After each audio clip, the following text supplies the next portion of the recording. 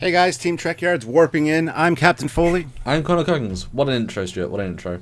I know, it's awesome. It was almost my warped sense of humor. Oh. Today, Yes. today we're continuing our look at the Discovery trailer and doing a breakdowns and things and analyzing little things that we see in there. We're doing other videos, tech, ship, uniforms, everything. Check them out.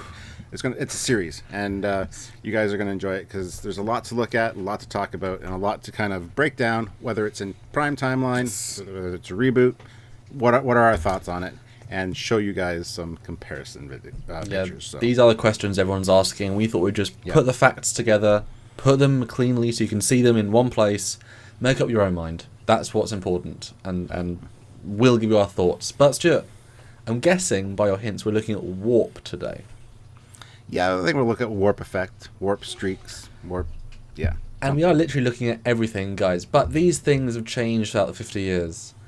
And normally for a reason, normally for budget, but also consistency. And they've stayed very constant, certainly from the Brannon Braga's, second half of the Trek legacy. And it's important. Every stylistic thing is interesting and important. So we saw a warp effect in Discovery trailer, but let's start at the beginning because we want to look at the evolution of warp and see, does this fit? Is it reboot? Is it what? So the very first warp in canon is the NX-01, and Stuart, looks very classical to me.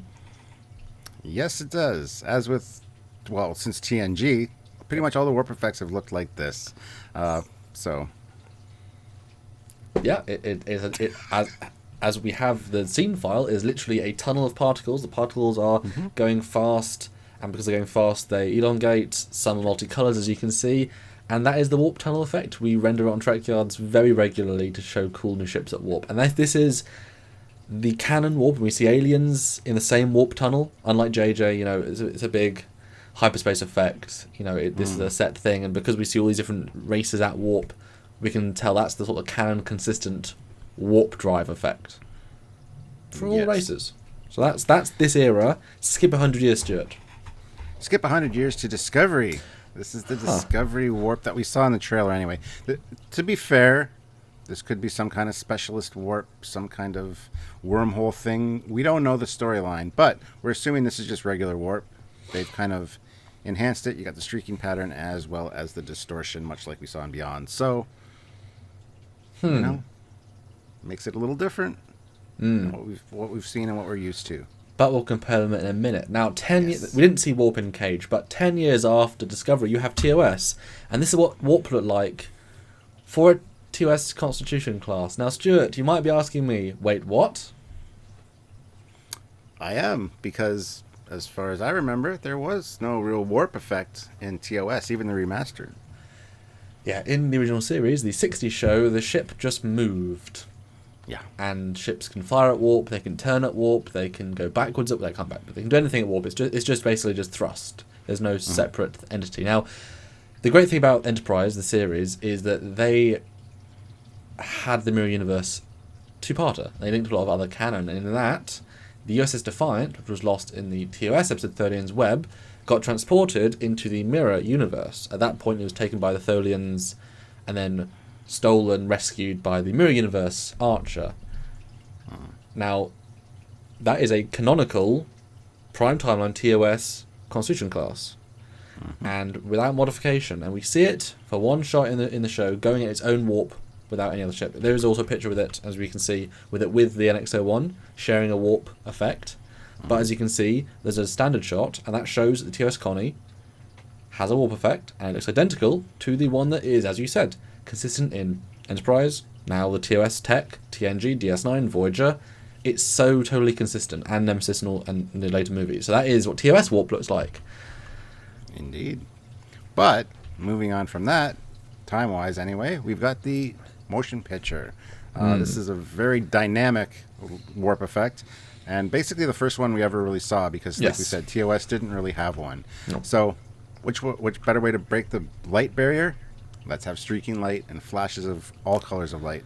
And here you go. But this is just entering warp, though. This isn't in warp, per se. It's true. Yes. But it's a cool effect. I just want to represent it because it's kind of like the energy. But if you look at the comparative picture showing the evolution, the timeline evolution, 2155, you've got the star, the warp tunnel. 2255 you've got, and then 2265 you've got the warp tunnel. So do you see an evolution here, Stuart? No. Okay.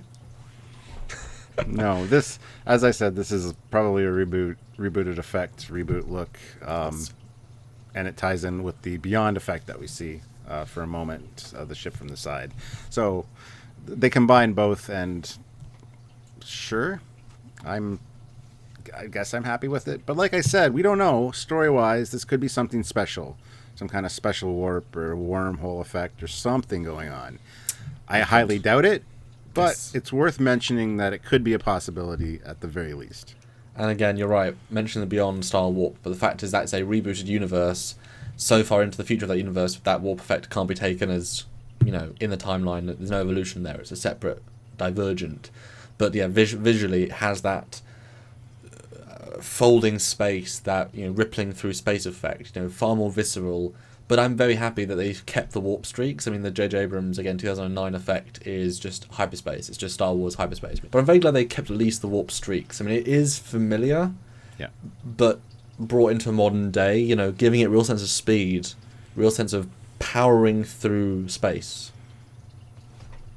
Absolutely. And I'm glad they didn't do something stupid like make it a warp tunnel or like a transwarp corridor, something like hyperspace, something totally out of the box. So I still think it's a remastered version, in my opinion. Well, because the joke about warp is that you're a static thing, or creating a bubble, which is then you're then going into subspace, but you're not really moving. Like it. So I like the older version because it's sort of get a sense of going. The ship is going past each of those is a star. But there's no sense of. It feels like an everyday technology. They're just cruising along like a motorway. Whereas this technology, this Discovery, feels way more like they're screaming through space. They're trying to push, they're trying to break through, they're trying to, force their way. It's like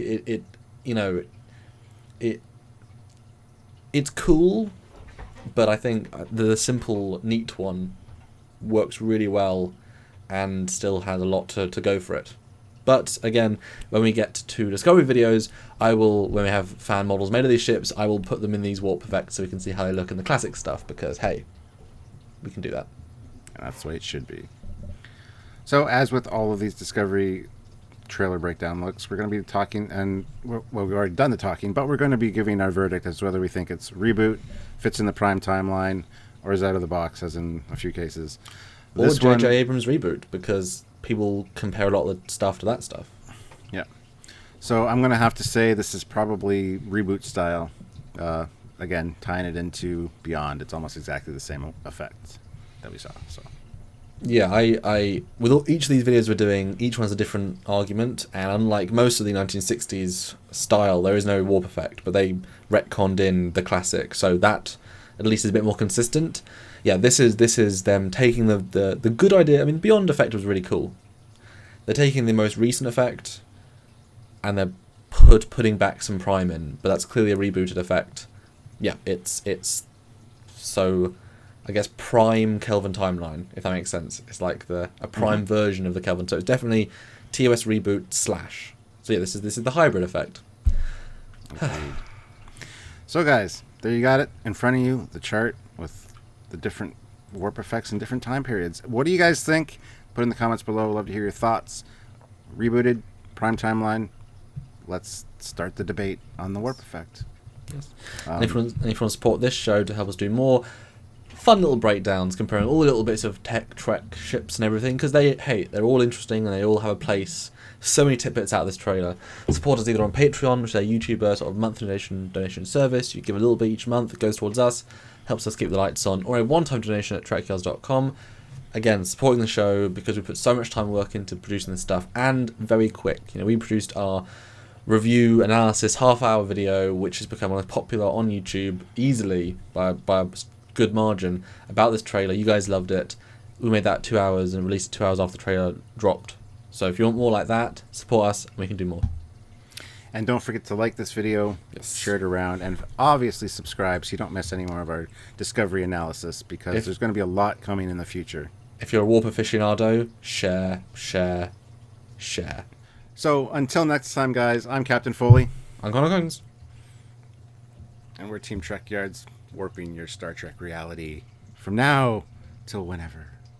Or just Bye, warp guys. 10, because I'm everywhere. I'm in your homes and Ooh, on your phones, nice. and there you go. Nice. Yes. Bye, guys.